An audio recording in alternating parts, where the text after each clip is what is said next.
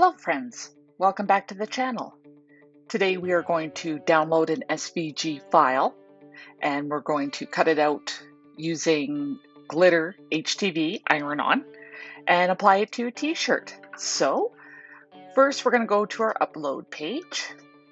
Now it's this bottom one there that says nope, not today, but I'll show you how to upload a file in case you've never done it. You have two options.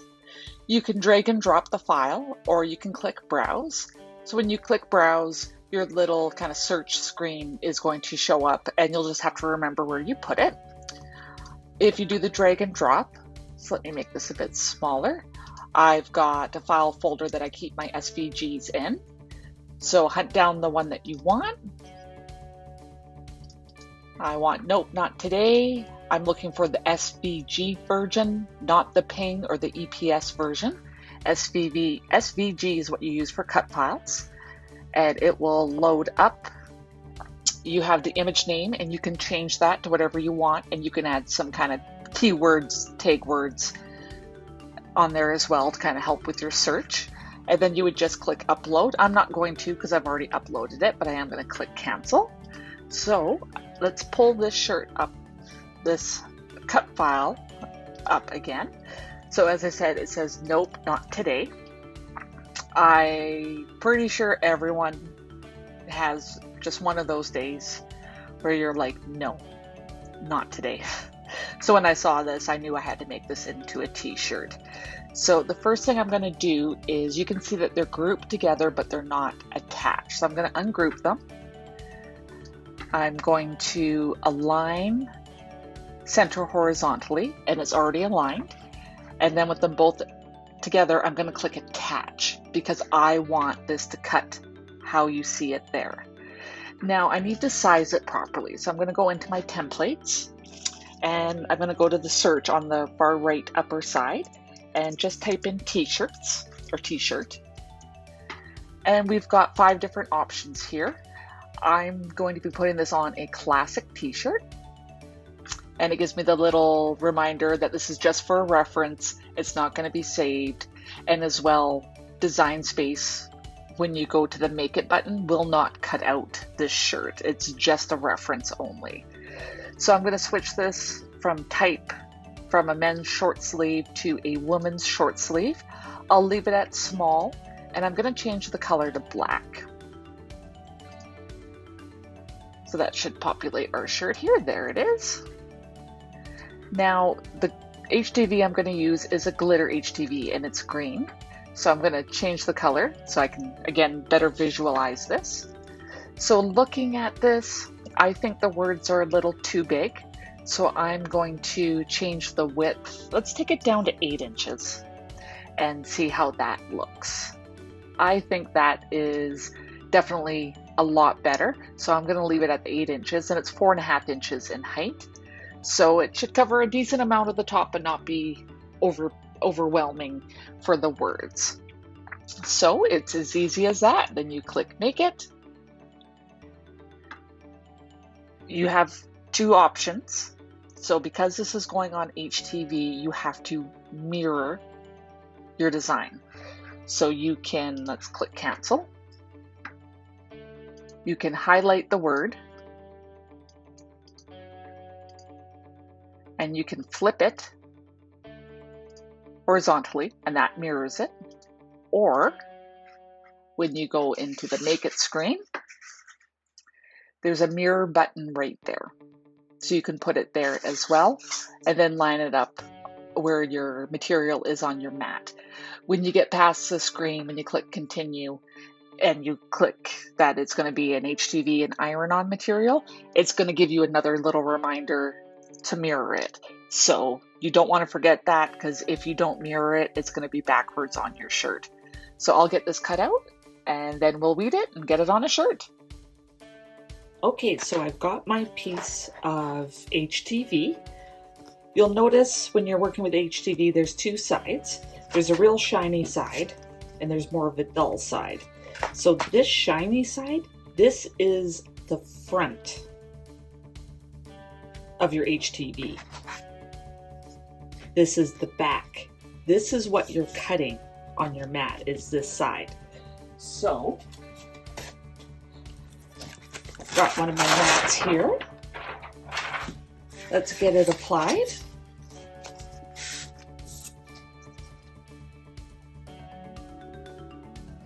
So you'll notice that I'm not doing it right in the upper right hand corner. And the reason for that is I need to actually give this mat a clean. I can see a lot more fuzz up there, so it won't stick down as well. I got my brayer tool. And there we go. Okay, got it all cut out. So now I'm gonna weed it. If you've ever weeded glitter HTV, you know how hard it is to see the cut lines. So I do have my light pad on. So I'm gonna pull off the outside first.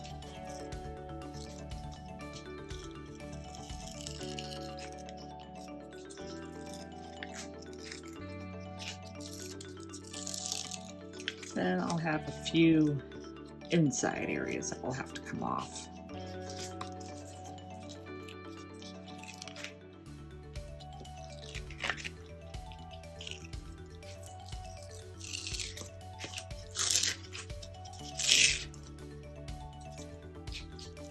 Let's see, I was trying to pull up an extra part there, which we don't want.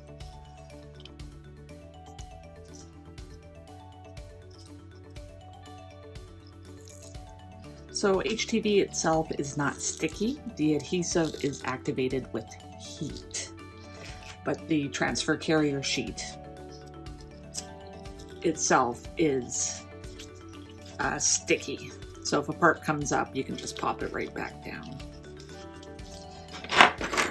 I'm just gonna give these guys a bit of a cut.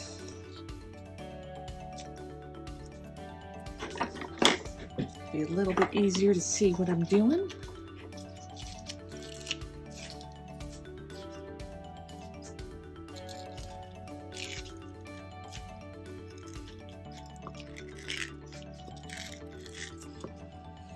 You want to make sure that you get all the extra pieces off, or they will get transferred onto your design.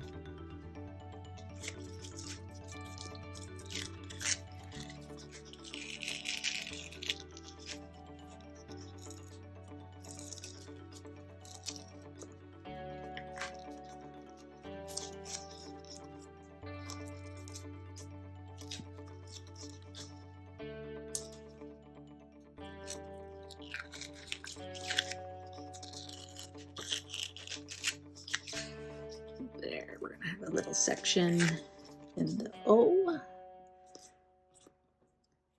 Again, it's almost impossible to see where the cut lines are.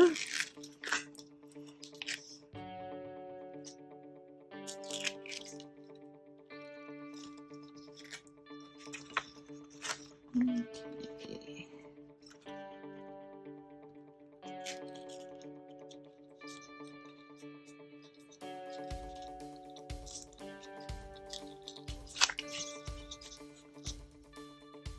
I find if you kind of lean in on an angle, it is a little easier to see lines.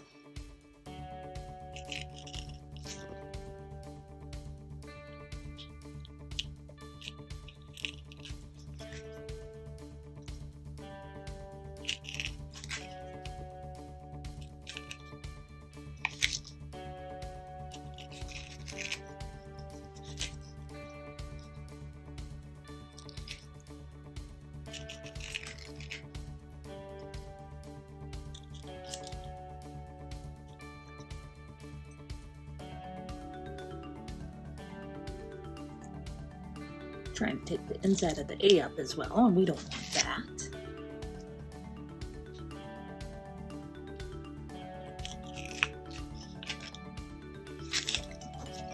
There, we got that all weeded. Nope, not today. It's awesome. Okay, I've got my Cricut Easy Press is heated up.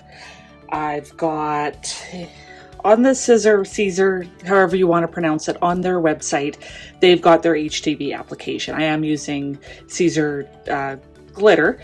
So for the glitter, it gives you all their instructions 320 degrees Fahrenheit, preheat the garment, medium pressure, 15 to 20 seconds, peel warm, wait 24 hours. That's kind of a standard.